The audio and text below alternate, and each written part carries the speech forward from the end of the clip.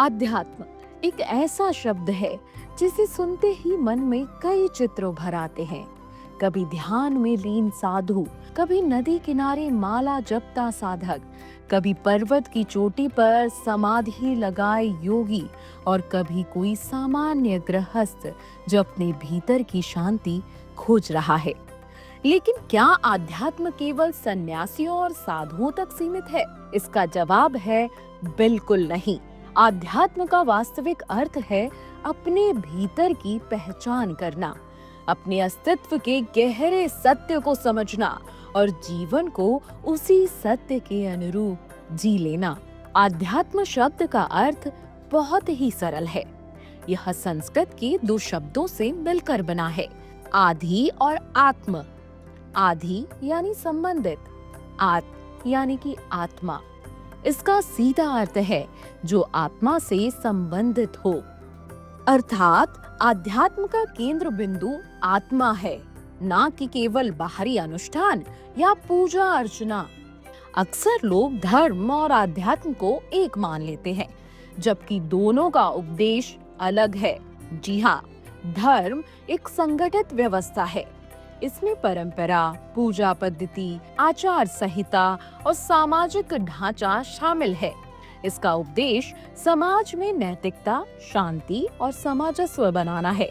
लेकिन अगर आध्यात्म को समझा जाए तो यह व्यक्तिगत यात्रा है।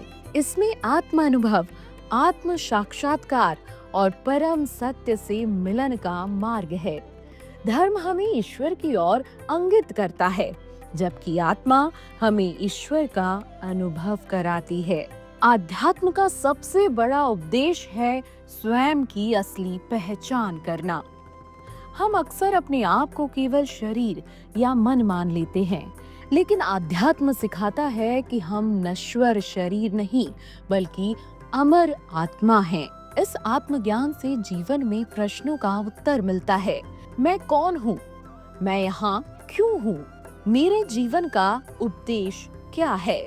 आध्यात्मिक साधना से मन शांत और स्थिर होता है, तनाव और चिंता से मुक्ति मिलती है और जीवन का उच्चतर उद्देश्य समझ आता है। आध्यात्म हमें भौतिक सुख सुविधाओं से ऊपर उठाकर मोक्ष, निर्वाण और परम आनंद की ओर ले जाता है। शास्त्रों के अनुसार आध्यात्म को समझें तो वेद ज्ञान का मूल स्रोत है। इसमें ब्रह्म ज्ञान और आत्मा के रहस्यों का वर्णन है।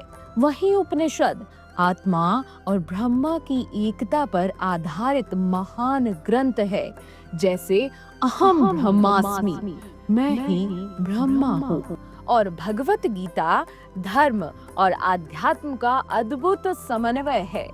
इसमें कर्म युद्ध, ज्ञान योग और भक्ति योग द्वारा आत्मा की शुद्धि और परंपरा की प्राप्ति का मार्ग बताया गया है। पतंजलि योग सूत्र में इसे अष्टांग योग यानी कि यम, नियम, आसन, प्रमाण, प्रत्याहार, धारणा, ध्यान, समाधि के माध्यम से मन चित्त की शुद्धि और आत्म साक्षरता का मार्ग बताया गया है। आध्यात्म की 3 प्रमुख राहें हैं।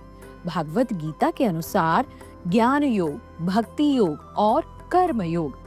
अगर ज्ञान योग को समझा जाए तो यह मार्ग आत्मचिंतन और विवेक द्वारा आत्मा के सत्य को जानने का है। ज्ञान योगी व्यक्ति गहन अध्ययन और चिंतन से मैं कौन हूँ का उत्तर खोजता है।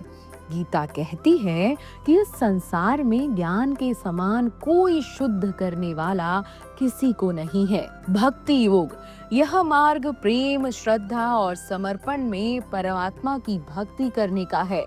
इसमें अहंकार और इच्छाओं का त्याग कर पूरी निष्ठा से ईश्वर की पूजा, सेवा, समर्पण किया जाता है। गीता कहती है कि जो लोग अनंत भाव से मेरी भक्ति करते हैं, मैं स्वयं उनका कल्याण करता हूँ।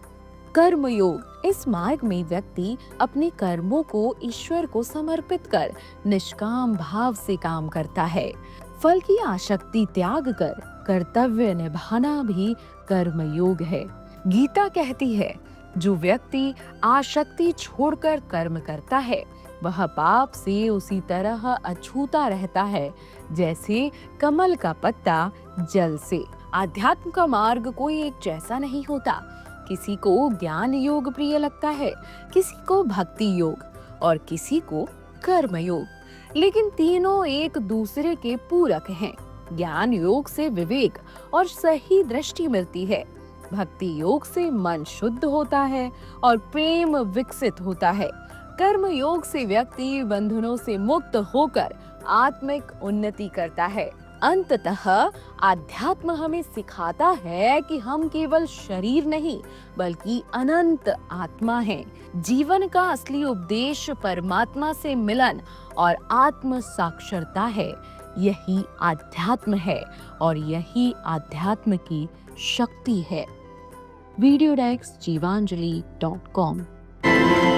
अगर आपको हमारा ये वीडियो पसंद आया हो तो हमारे चैनल जीवांजलि को सब्सक्राइब करें